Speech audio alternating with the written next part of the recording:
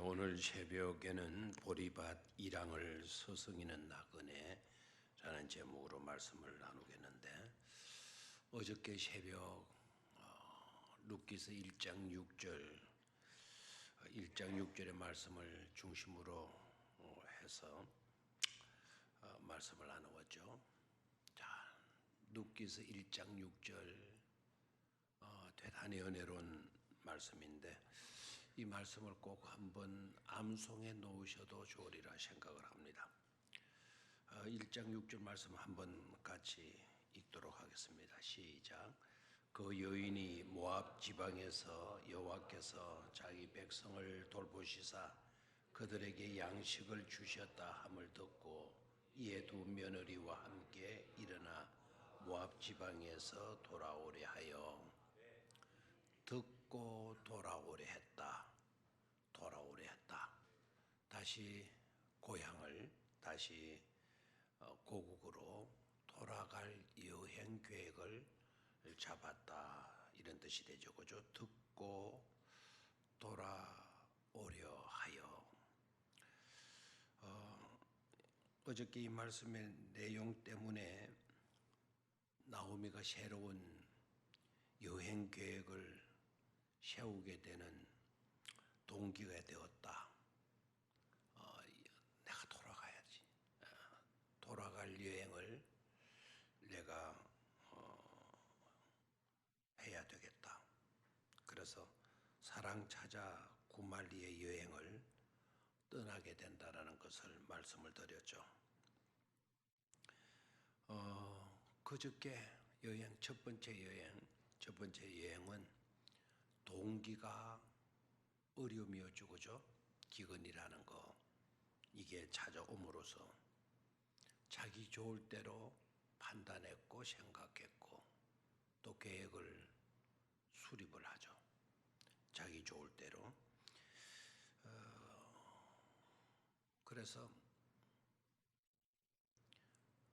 여행을 떠나게 되는데, 그 여행을 감탄사 하나 사용했죠. 그죠? 첫 번째 여행 뭐죠? 아불사. 첫 번째 여행은 아불사 여행이었다. 그런데 1장 6절, 어저께 새벽에 생각했던 2장 6절, 이 구절이 동기가 되어서 두 번째 여행이 이루어지는데, 두 번째 여행의 동기는 첫 번째와 달리 바로 뭐였죠? 하나님의 돌보심. 하나님이 돌보셨다, 하나님의 돌보심이 있었다라고 하는 그 굿뉴스를 듣는 순간에 돌아갈 여행을 생각을 하게 되죠. 그죠? 그뿐만 아니라 룻기 1장 6절의 말씀은 룻이 시어머니가 되는 나오미에게 자신의 결심을 말해 주어요. 그 결심이 너무 아름답잖아요. 그죠? 그리고 단호하게 시어머니에게 자기 결심을 말해 줍니다. 그렇게 말해 주었던 근거가 되는 말씀이 바로 룻기서 1장 6절 말씀이었어요. 어머니가 그 이야기 들은 이야기를 자부들에게 해 주었죠. 그죠? 하나님께서 자기 백성을 돌보아 주셔서 그들에게 양식을 주셨대. 그 말을 딱 듣는 순간, 하나님께서 자기 백성을 돌봐 주신다. 그러면 그 백성이 되면 누가 돌봐 주시게 된다? 하나님이 돌봐 주시게 된다. 그렇다면 어머니 따라가야지. 그래서 어머니의 백성이 누구의 백성이 되고 자기 백성이 되고, 자기 백성을 돌보시는 그 하나님이 어머니의 하나님인데, 그 어머니의 하나님이 누구의 하나님도 되고 나의 하나님도 되고, 그 말은 누구를 믿겠다는 겁니까? 하나님을 믿겠다라는 거예요. 어머니의 백성이 되어진다라는 거, 이것처럼 축복된 것이 없다라는 것을 깨닫고 그가 결심을 하죠. 두 번째 여행, 나도 어머니 따라서 와야 되겠다, 동행해야 되겠다 결심을 해요. 결과도 대단히 중요한데 첫 번째 여행의 결과는 어떤 거였습니까? 한마디로 말하면 상실이었다. 상실. 남편을 잃어버리고 두 아들을 잃어버리는 비극이었다. 고통이었다. 상처였다. 하게 되면 바로 뭡니까? 내 좋을 대로, 내 하고 싶은 대로, 내 방법대로 그것을 우선하는 삶을 살게 되어진다면 결과는 바로 비극이다라는 거예요. 상실이다라는 거예요. 고통과 상처밖에 남는 것이 없다라는 거예요. 자기 자신에게만 그런 것이 아니죠. 자기와 관계된 사람, 남편이든지 아내든지 자식이든지, 그래서 두 아들들까지 비극의 주인공이 되게 만들었잖아요. 그래서 우리 이번 새벽 기도회 동안에는 여러분 그걸 분명히 하시기를 바래. 절대로 나는 그런 여행을 하지 않을 것이다. 결단할 수 있어야 돼요. 그런 여행을 하는, 그런 여행 계획을 잡는 나는 절대로 되지 말아야 돼. 내가 잘못되는 것으로 끝나는 게 아니다는 거예요. 나와 관계된 사람에게도 비극을 안겨다 주는 일이기 때문에 우리의 자녀들이 나 때문에 잘 되어야죠. 여러분 때문에 여러분의 남편이, 여러분의 아내가 잘 되어야 되지 않겠어요? 여러분 때문에 여러분들의 친구들이 또 잘 되어야 되지 않겠어요? 오히려 그들에게 고통과 아픔과 상처와 비극을 안겨준다고 한다면 그게 어떻게 우리가 살아야 할 삶이겠습니까? 설사 그렇게 살았다 하더라도 하나님 앞에 어떻게 설 수가 있겠습니까? 절대로 우리는 그런 여행을 해서는 안 된다는 겁니다. 그러면 어떤 여행을 해야 되느냐? 이제 과제가 되는데, 두 번째 여행이에요. 두 번째 여행의 결과가 뭐냐? 두 번째 여행이 뭐였죠? 하나님의 돌보심이 동기가 되어서 떠나는 여행이었죠. 다시 한번, 뭐가 동기가 되었어요? 하나님의 돌보심. 이게 동기가 되었어요. 이게 이유가 되었어요. 너 왜 두 번째 여행 떠나려고 그래? 하나님의 돌보심 때문이야. 너희는 어떻게 두 번째 여행을 떠나지? 하나님의 돌보심이 우리를 그렇게 만들어 주셨기 때문이야. 그렇죠? 첫 번째는 어려움 때문에 자기 좋을 대로, 자기 방법대로, 자기 하고 싶은 대로. 그 결과는 상실이었다. 그렇다면 하나님의 돌보심이 근거가 된 여행은 어떠냐? 그 결과가 어떠냐? 지금부터 펼쳐지게 됩니다. 먼저 결론부부터 말씀을 드린다면, 하나님의 돌보심이 근거가 된, 동기가 된 여행은 그 결과도 기대하셔도 좋다라는 거예요. 얼마든지 설레임을 가져도 좋다라는 거예요. 절대로 실망하지 않을 것이라는 겁니다. 감성적인 사람은 너무나 드라마틱한, 신바람 나는 그런 일들이 펼쳐지게 될 것이기 때문에 몇 날 동안 밤을 설쳐야만 되는 그와 같은 일도 일어나리라고 봅니다. 그래서 정신 똑바로 차리고 하나님의 돌보심이 근거가 된 여행이 어떠하냐, 그 결과 하나하나를 기대하면서 그 결과를 확인하면서 더욱더 돈독한 여행의 주인공들이 되시기를 주의 이름으로 축원합니다. 첫 번째는요, 베들레헴에서의 아름다운 모습들을 볼 수가 있어요. 베들레헴에서 아름다운 모습들을 볼 수 있다. 이게 하나님의 돌보심의 여행의 결과예요. 베들레헴에서 아름다운 모습들을 보게 된다. 그러면 역으로 뭐냐? 베들레헴에서 아름다움들이 연출되는 광경을 목도하게 되어진단 말입니다. 베들레헴에서 연출되는 아름다운 일들을 보게 된다라는 거예요. 자, 룻기서를 읽어가면서 여러분 이 말씀을 듣고 나중에 한 절 한 절 여러분들이 넉 장밖에 안 되니까요, 6일 동안 우리가 넉 장을 볼 거거든요. 보면서 이건 너무 아름답잖아 이거. 야, 정말 연출가는 대단하셔. 이곳에서 이런 일들을 연출하시는 거 봐. 막 이런 깨달음을 여러분들이 가졌으면 좋겠어요.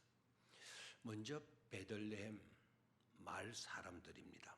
이 마을 사람들, 동네 사람들, 이 사람들의 모습을 보게 되면 나오미가 돌아오자마자, 나오미가 룻과 함께 돌아오게 되어졌을 때 베들레헴 마을은 술렁이게 돼요. 술렁이게 돼요. 1장 19절에 그런 모습을 볼 수가 있겠어요. 자, 19절 시작. 이에 그 두 사람이 베들레헴까지 갔더라. 베들레헴에 이를 때에 온 성읍이 그들로 말미암아 떠들며 이르기를 이가 나오미가 아니냐 하는지라. 그들로 말미암아, 나오미와 룻으로 말미암아 떠들며 왁작지껄 하는 거죠. 떠들며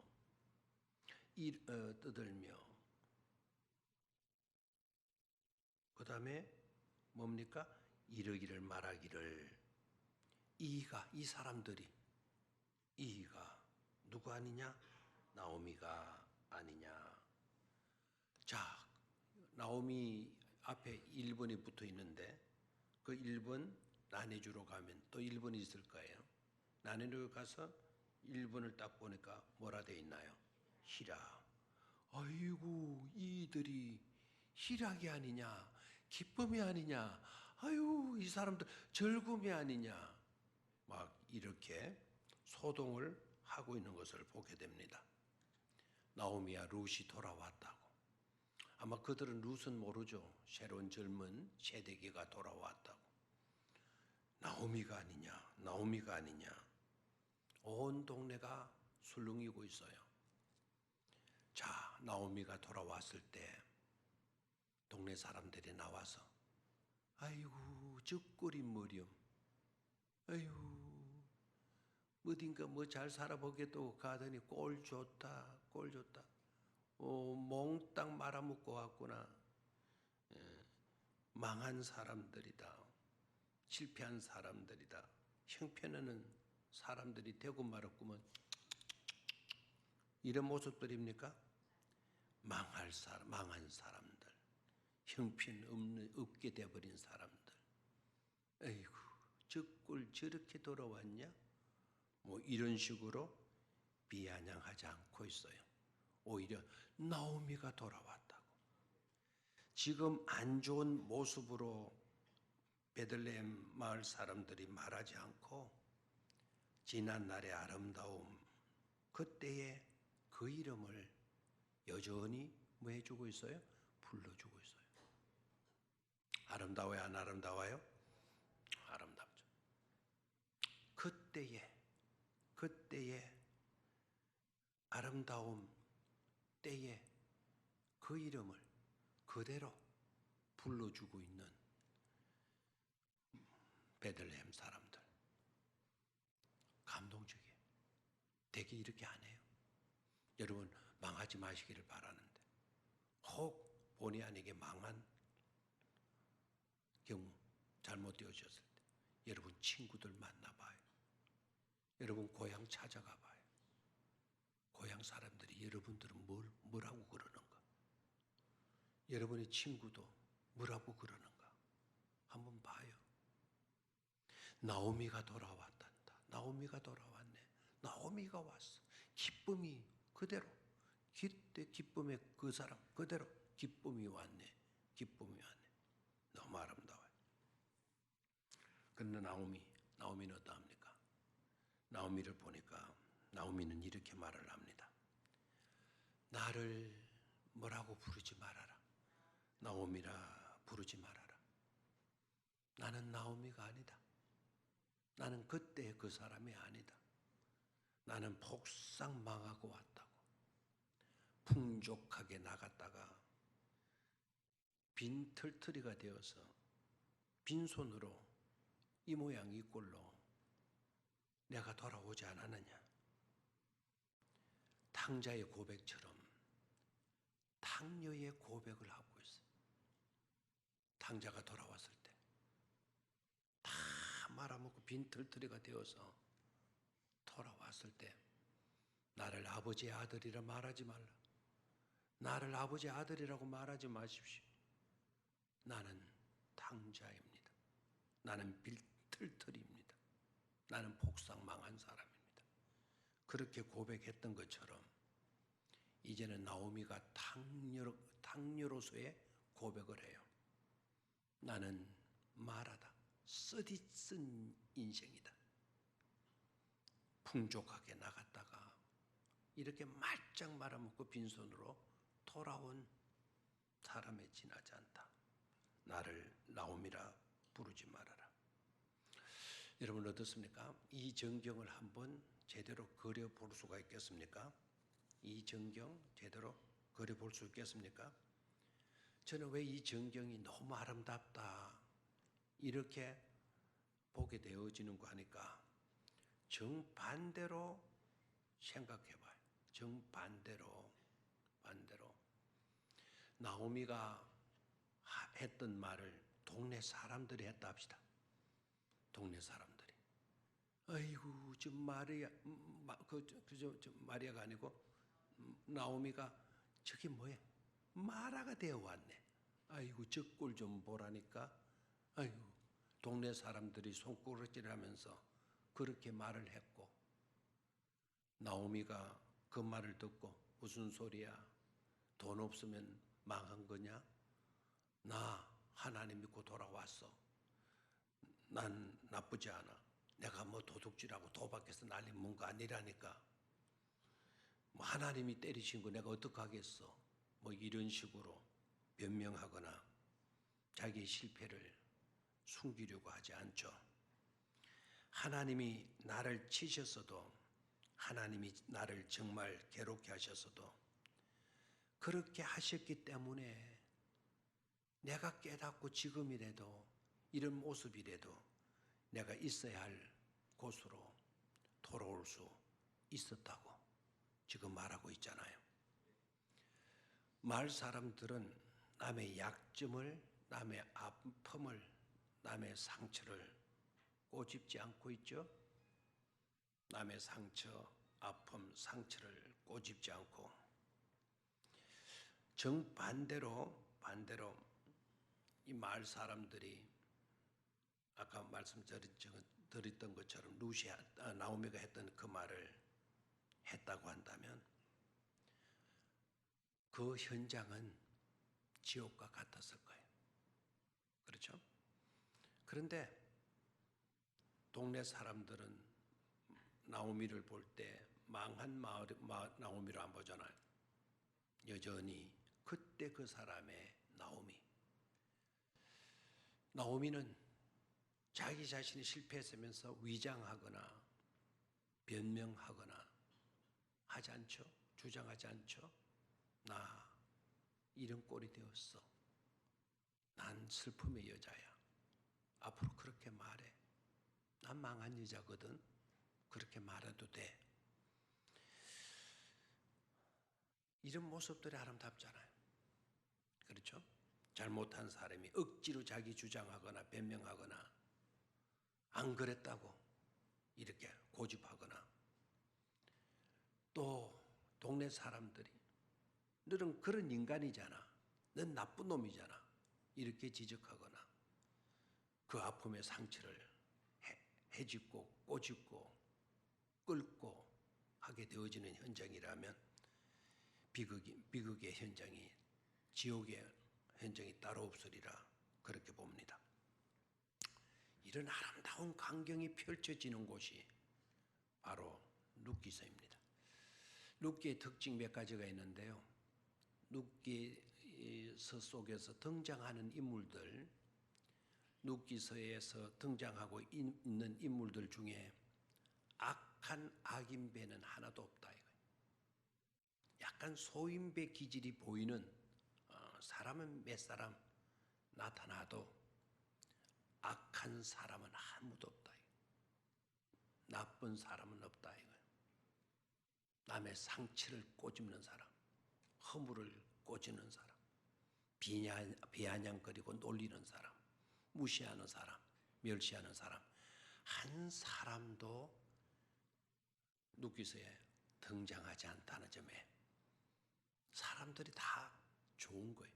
이게 룻기서의 특징인데, 그러니까 룻기서의 특징이 베들레헴의 현장의 모습이 그러하였다고 한다면 우리들의 삶의 현장도 그런 현장이 되어지기를 축원합니다. 여러분들이 몸담고 있는 가정에서든지 막 허물 막 꽂았고 아이들 잘못하고 막 그걸 지적하고 때리고 그러지 말고, 여러분의 직장도 우리가 몸담고 있는 교회도 그러할 수 있는, 천국과 같을 수 있는 그런 현장으로 갖고 갈 수 있게 되기를 축원합니다. 그게 베들레헴의 오늘의 모습이고 있어요.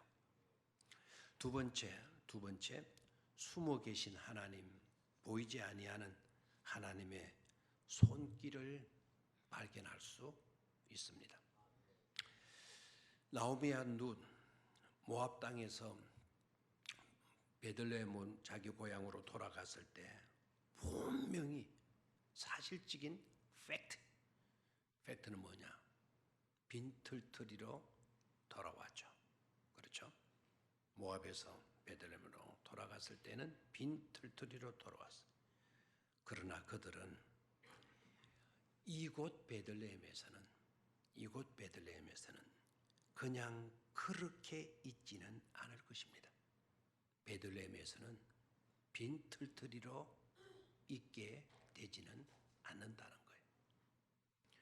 모압 땅에서는 빈털터리가 될 수밖에 없었고 되었지만 돌아온 이 베들레헴에서는 빈털터리 그냥 그렇게 있지는 않을 것이다라는 거예요. 이유가 뭔가 하니까 베들레헴에는 하나님의 보살핌이 있는 현장이니까.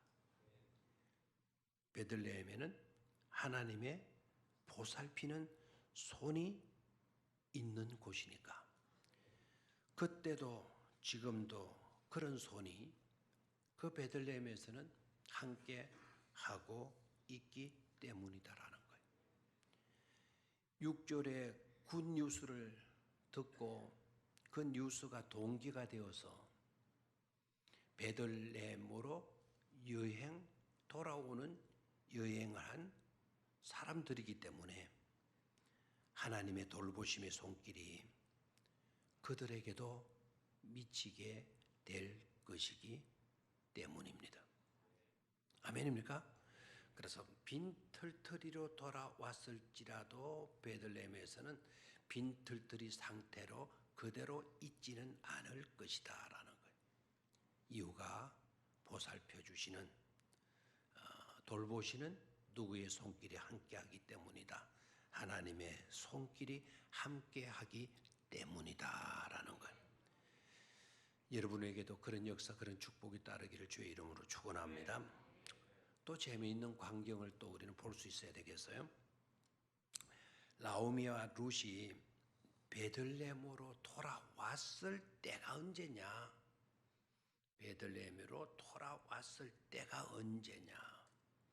베들레헴으로 여행해서 여행의 목적지가 되는 베들레헴에 도착했을 그 시점, 그때가 언제냐? 1장 첫 부분에서는 엘리멜렉과 나오미와 두 아들들, 기론과 말론 두 아들들이 모압으로 여행 계획을 세우고 갔을 때가 언제냐? 그때는 기근의 때였어요. 흉년의 때에 갔어요. 나오미와 룻이 베들레헴으로 돌아왔을 때 그 시점이 중요한데, 그 시점이 언제냐? 이들이 베들레헴으로 돌아올 여행을 잡았는데 언제 잡았느냐? 알고 잡지는 않았어요. 찾고 보니까, 베들레헴에 도착해 보니까 그 때가 어느 때였는가? 자, 오늘 그 구절이 나오죠? 22절이에요. 22절 찾았습니까? 22절 시작. 나오미가 모압 지방에서 그의 며느리 모압 여인 룻과 함께 돌아왔는데 그들이 보리 추수 시작할 때에 베들레헴에 이르렀더라. 아멘. 돌아왔는데 그들이 보리 추수 시작할 때에 이르렀더라. 그들이 보리 추수 시작할 때에 도착했더라. 보리 추수 시작할 때에, 보리 추수 시작할 때에, 보리 추수 시작할 때에, 보리 추수 시작할 때에, 여러분 혼자서 헷갈려봐요. 보리 추수 시작할 때에, 어머나, 보리 추수 시작할 때, 어머나, 가슴이 찡해지는 그런 감동이 와닿지 않습니까? 보리 추수 시작할 때에, 지난번 이곳 떠날 때 흉년 아무것도 거둘 게 없는 때였는데 돌아올 때에 돌아온 이 시점에서 딱 보니까 뭐 할 때입니까? 보리 추수 시작할 때에. 아멘입니까?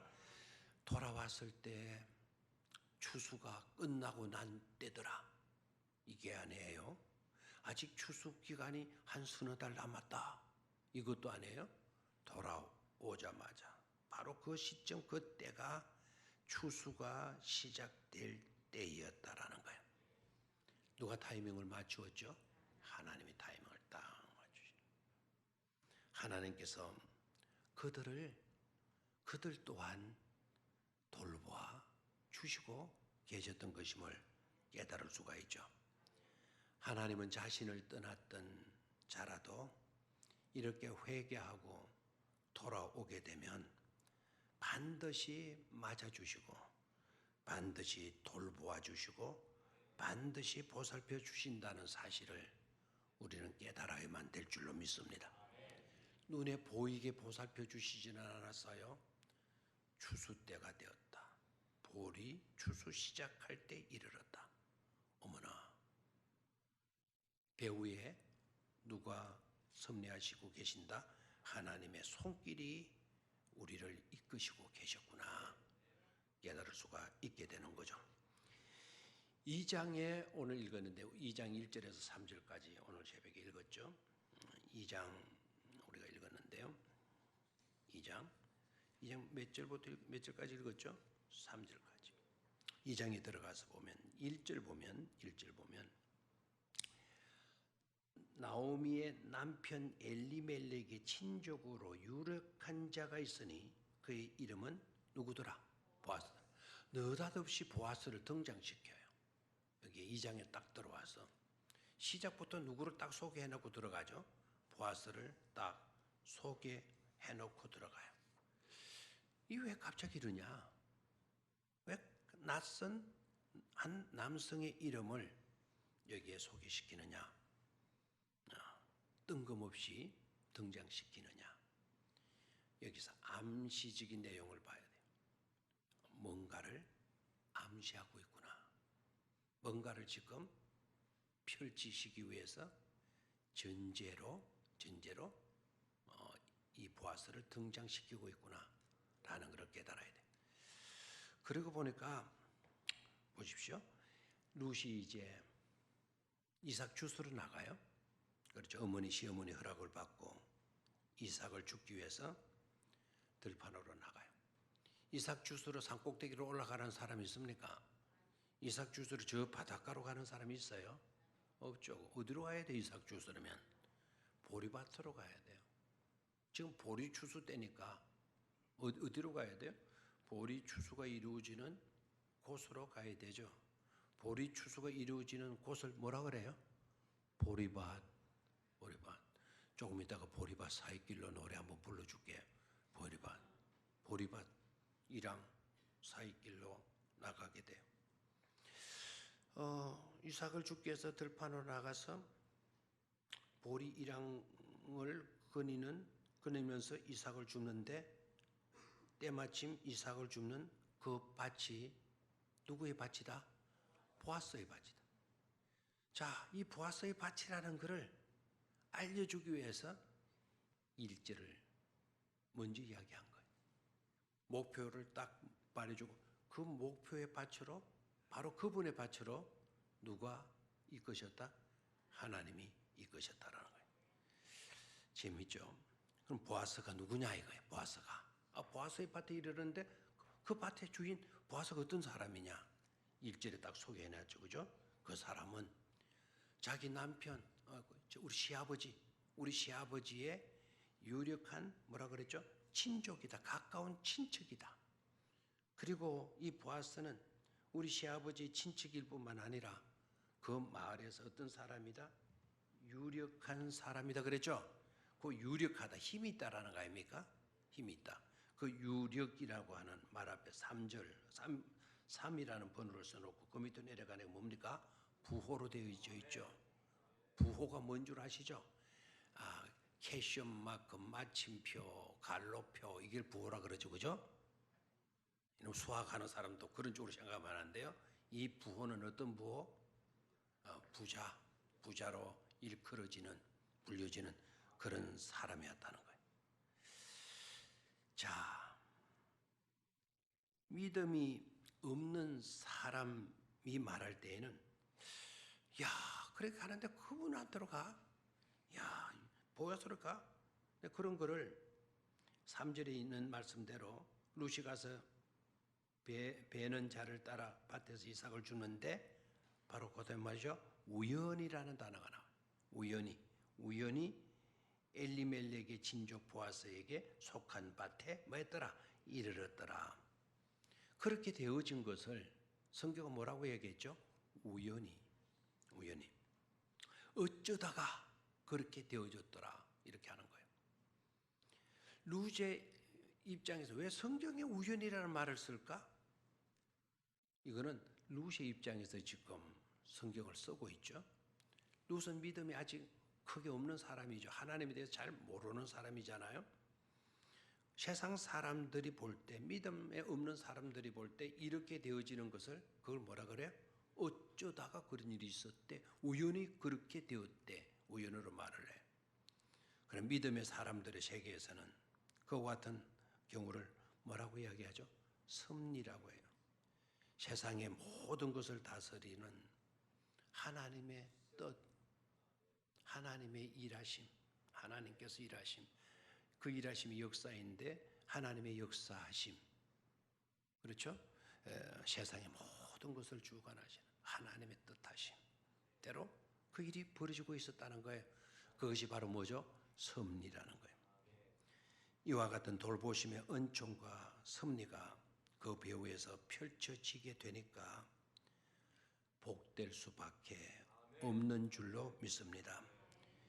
여러분들의 삶 가운데, 우리 모두의 삶 가운데도 그런 섭리가 나는 알지 못했는데 어쩌다가 내가 그렇게 한 것이었는데 그 어쩌다가가 바로 하나님의 뜻하심 속에서 되어진 일이었구나. 이런 축복이 따르게 되기를 주의 이름으로 축원합니다. 룻은 이삭을 죽기 위해서 나가서 아무 밭에나 들어가서 보리 이삭을 스승이는데 그 밭이 때마침 누구의 밭이었다고요?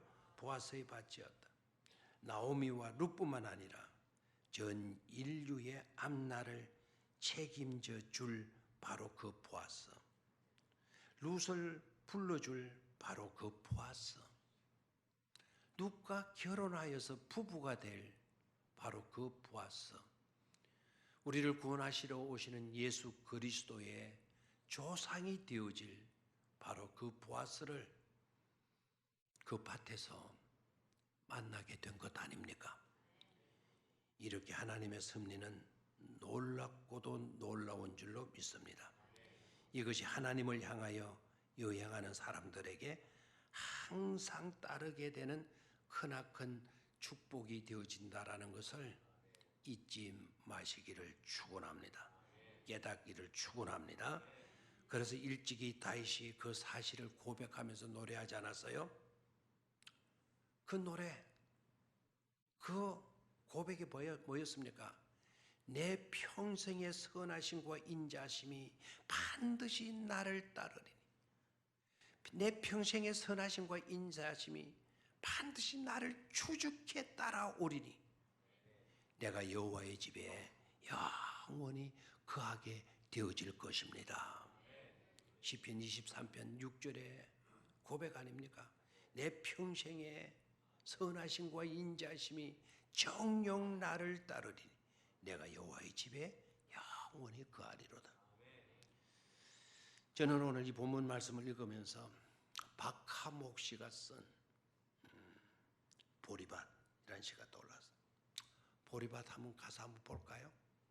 오늘 이제 보리밭 가사 보고들랑 이 시에 주력하지 말고 저 룻이 나가서 이삭 줍던 그 보리밭을 연상하시기를 바래요. 보리밭 사이 길로 걸어가면 네 부르는 소리 있어 나를 멈춘다.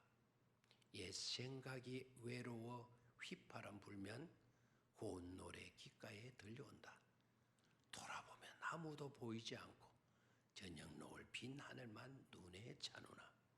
우리나라의 대표적인 가곡이에요. 저는 이 가사를요 룻과의 연관지어서 이 가사를 이렇게 한번 바꾸어 봤으면 좋겠다 싶었어요. 어떻게 바꾸었는지 한번 들어보시기를 바래요. 보리밭 사이길로 스승이 노라면 너무 좋죠. 한번 해놔도 너무 멋져. 보리밭 사이길로 스승이 노라면 네 부르는 소리서 나를 멈춘다.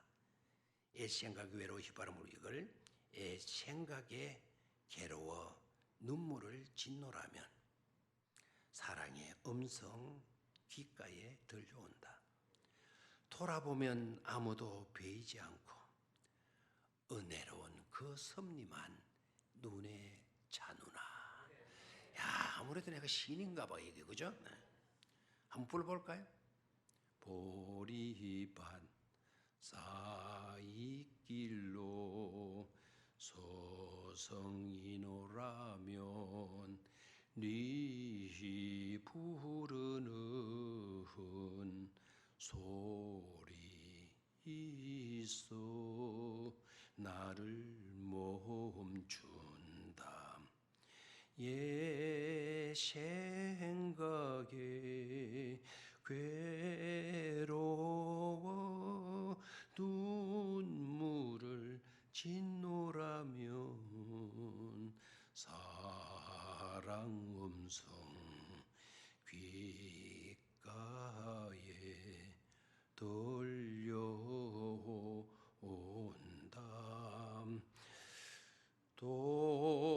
돌아보면 아무도 베이지 않고 은혜로운 그 섭리만 눈에 차누나.